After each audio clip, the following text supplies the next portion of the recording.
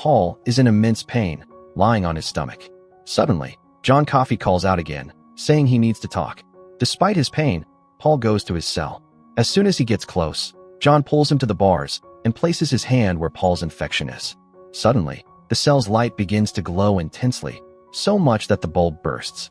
At that moment, Paul's pain vanishes completely. Inside the cell, John starts coughing, and a black, ash-like substance comes out of his mouth and dissolves into the air. Paul asks what he just did. John says, "I helped you, what else?" and adds, "But now I'm really tired. I want to sleep." Paul goes to the washroom and realizes there is no pain at all.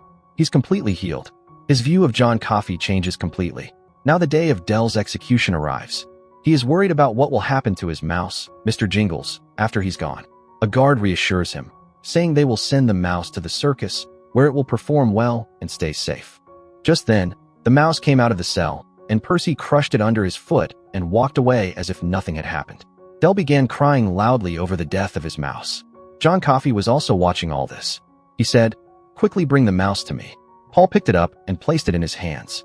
John took the mouse in his hands and blew on it. A bright light glowed between his hands.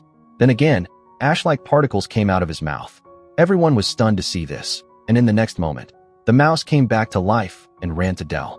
But now, the time for Dell's execution had come. He was seated in the electric chair. The execution in charge this time was Percy.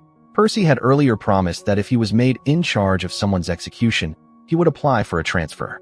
Thanks to his connections, it had already been approved.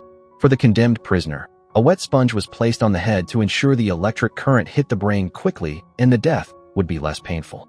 But Percy deliberately used a dry sponge on Dell's head, which caused him an extremely painful death. After witnessing this horrific execution, Paul was furious.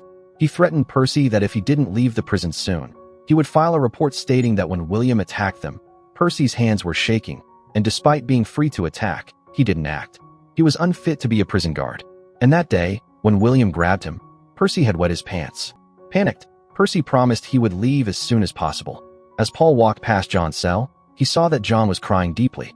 John said he could feel Dell's pain, and that Mr. Jingles, the mouse, had also felt it, which is why he ran away. John added that he was very tired now and wanted to sleep. Then came the day of John's execution. Paul asked John if he had any last words. John said he regretted not being able to save the girls. As his face was about to be covered, John said to Paul, "I'm afraid of the dark. Please don't cover my face." Paul honored his wish. Watching an innocent man being executed brought tears to the eyes of all the guards. Paul struggled to give the order to activate the electric chair. But in the end, he had to, and poor John Coffey was executed.